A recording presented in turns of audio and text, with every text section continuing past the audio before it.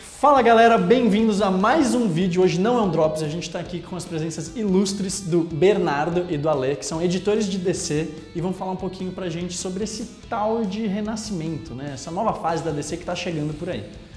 B, ele é editor-chefe, né, aqui, e o Ale cuida diretamente das publicações do Batman, certo? Correto.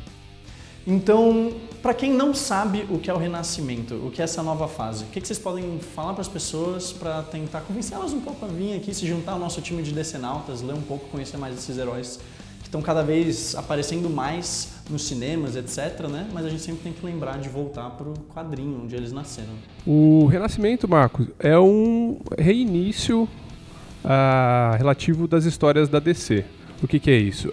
Essas histórias não estão começando de novo, dos heróis, mas elas estão partindo de um ponto onde um leitor novo, que comece agora a acompanhar, vai conseguir curtir sem precisar ter lido tudo o que veio antes. Também tem um resgate legal da identidade dos heróis que tinha sido um pouco perdido aí nos últimos 5, 6 anos. A DC tentou fazer uma inovação, aí foi legal em alguns casos, outros casos não foi tão bem recebido.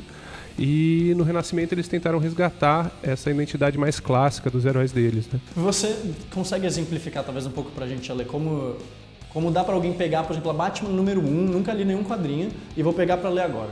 O que rola? O Ber explicou, né?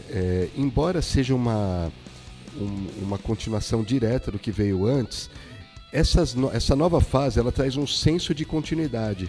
É só isso, né? Tem um senso de continuidade, que se você leu antes as coisas, você até capta, né, na essência. Mas se você não leu nada do que veio antes, nos 952, também não vai fazer muita diferença, né? Porque todas as sagas estão começando praticamente do zero, como se fosse isso. Então, o leitor chegou na banca, deu de cara com esse Batman 1, é uma saga nova que está começando. Na Mulher Maravilha, é uma saga nova começando. Então, ele vai poder comprar sem medo de ser feliz. E por trás de todas essas histórias, né, a gente meio que vê que tem um grande mistério, algo que aconteceu, que está presente aqui já, os primeiros passos disso, né, no prólogo que saiu. Que é algo que vai ter o Flash, a gente vai ver o Flash e o Batman principalmente investigando isso, né, pode ser um resgate dos Watchmen, talvez o Dr. Manhattan. Essa é mais de fã para fã, né? Mas vocês têm alguma teoria maluca sobre o que vai acontecer? Porque até agora não apareceu ninguém do Watchmen, por exemplo, tem vários indícios, né? Apareceu, sei lá, o bottom do comediante, essa capa mesmo, a gente tem essa mãozinha azul aqui que pode talvez ser o Dr. Manhattan ou não. Tem gente falando por aí que é o Dr. Manhattan que fez essa mudança toda com os heróis que a gente conhecia. Eu acho que dá pista disso, que o Dr. Manhattan é a grande figura por trás de tudo o que aconteceu no universo DC recentemente, né? E por que os heróis estavam um pouco diferentes, etc. Eles interiorizaram nas histórias as mudanças editoriais que eles tomaram aí.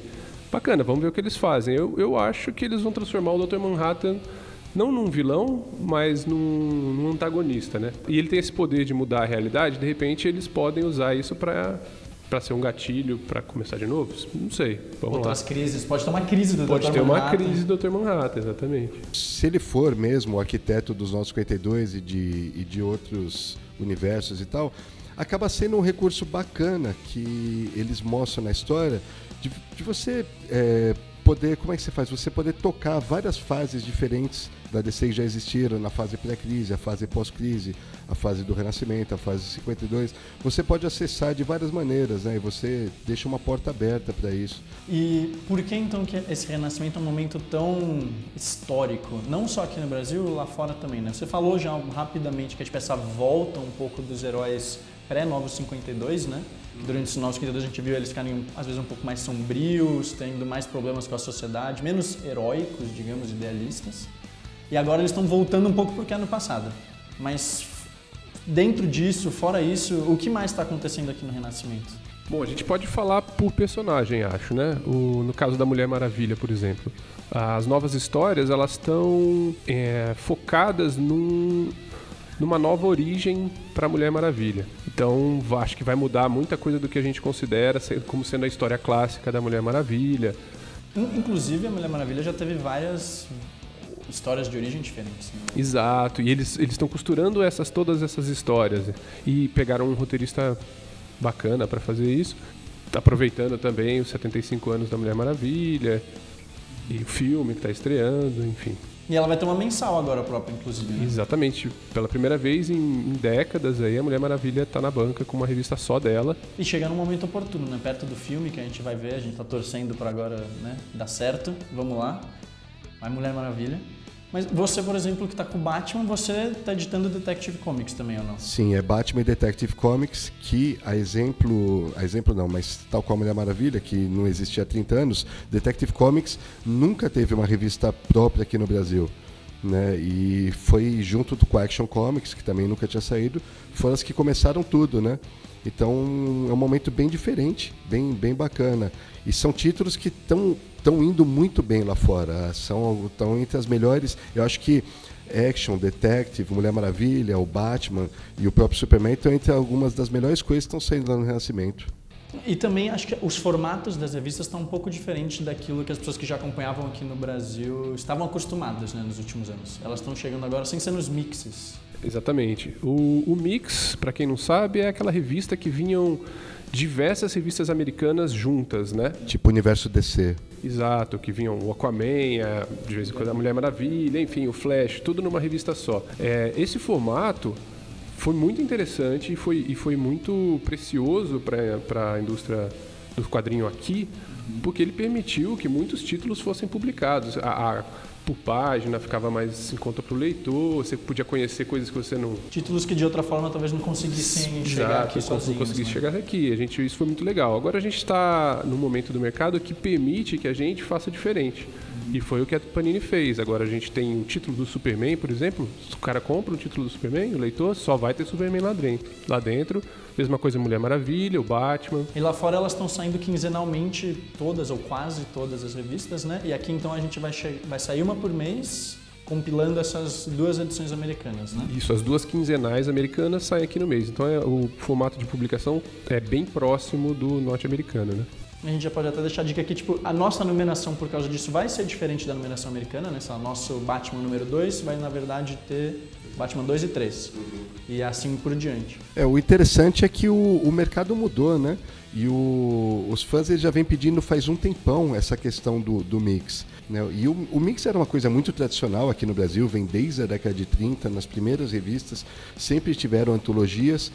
E como o Bernardo falou, vários personagens não seriam publicados aqui se não fosse assim. Mas hoje, com a ascensão desses encadenadinhos, né, e a boa aceitação que eles têm tido, a Panini decidiu escutar os pedidos dos leitores, então vão fazer essas revistas mensais. E todos esses outros títulos que correm de forma marginal, eles vão ganhar encadenados, né? Todos não, mas pelo menos a maioria, né, Ben? Alguns personagens mais consagrados, mas que não vão ter mensais, vão sair encadenados. Como, por exemplo, o Aquaman, o Flash, o Cyborg, que vai estrelar o filme. Tem bastante título, né, o Renascimento. Então, o que não sair em mensal, provavelmente vai sair encadernado. E algumas coisas que não foram reiniciadas no Renascimento, por exemplo, a Academia Gotham, né, e Terra 2, elas também vão ter continuidade um pouco mais para frente. E também tem a questão do papel, né, Ber? Sim. Não vamos ter mais o famigerado Pisa Bright, que era o papel que a gente conhece como papel jornal, que a gente chama de papel jornal. Também a pedido dos leitores, porque muita gente acha que acabava prejudicando a arte. De fato, em alguns casos, prejudica mesmo. Às vezes os balões, né, não ficava muito legível, tal. Mas novamente um reflexo do mercado, né?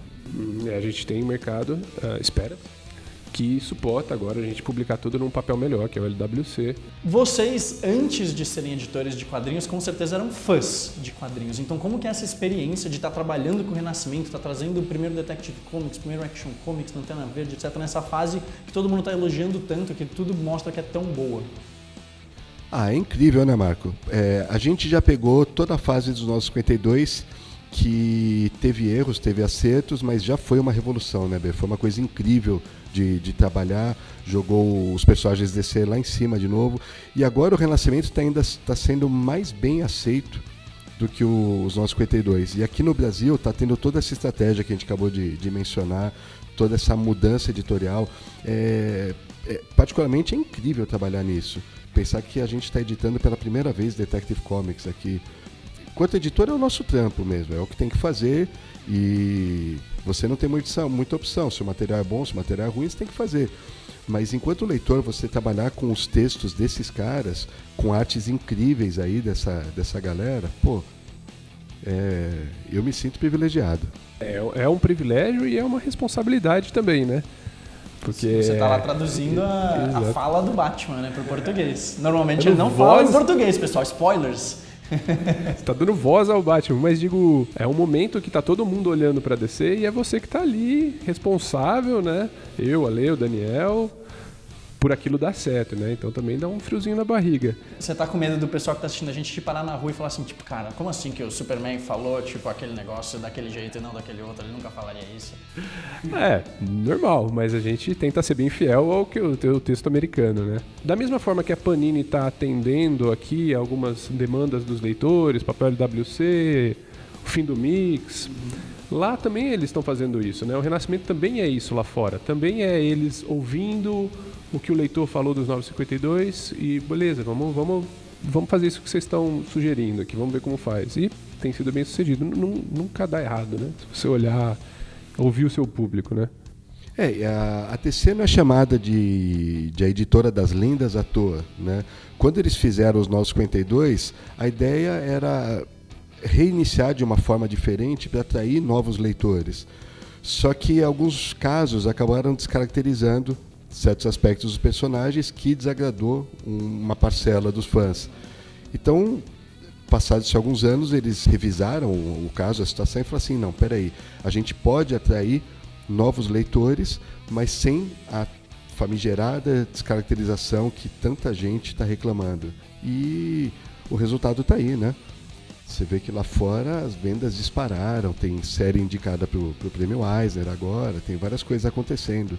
E para a gente finalizar então esse papo aqui, já que vocês já estão trabalhando com isso faz um tempo, já devem ter lido algumas edições lá mais para frente e tal, são experientes na casa da DC, quais são os títulos que, parte como editor, parte como fã, vocês mais recomendam para as pessoas lerem agora dessa nova fase? Eu sou um fanzaço do trabalho que o Peter Tomasi e o Patrick Gleason fizeram no Batman e Robin, nos anos 52, e eles não estão decepcionando agora no título do Superman. Eu tô achando legal pra caramba. Então o Superman deles é muito bom. A Mulher Maravilha do Greg Rucka começa bem e quando entra a Mulher Maravilha no 1 fica melhor ainda. E os títulos do Batman.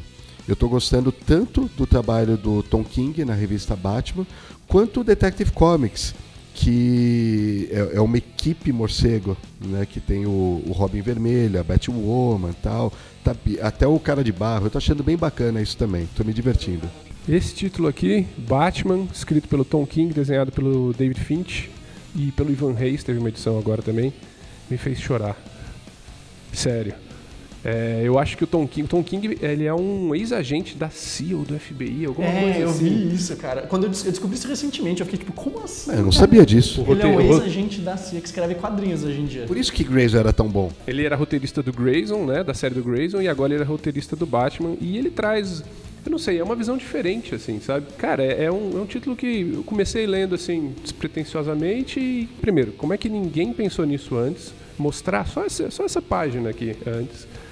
E como ele fez bem. E como toca você, se você gosta do personagem, sabe? Mas tem diversos legais. Lanterna tá legal, a Arlequina tá legal. O Esquadrão Suicida, que vai ser desenhado pelo Jim Lee, vai estrear em breve nas bancas e tá bem bacana. O Exterminador tá indicado ao Prêmio Eisner de melhor série. O Arqueiro Verde tá bacana, ele retomando a parceria com a Canário. Ele agora voltou até a barbicha. O visual lá do Mike clássico, Grell. Meio Robin Hood. Uma homenagem. Bom, a gente fica com essas recomendações. Eu pessoalmente, né, eu não vou deixar só vocês falarem, né? Do que eu já li, eu ainda não li tanta coisa quanto eles, mas eu tô gostando muito do Superman, porque ele tá realmente voltando a ser o Super Mullets dos anos 90, retomando aquela aura heróica que ele tinha mais antigamente, né? Menos problemas com o governo e tal. Então, acho que a gente fica por aqui hoje. Muito obrigado pela presença de vocês E espero que a gente consiga fazer mais papos, ter mais vídeos mais pra frente. A gente vê vocês lá, pessoal. Falou!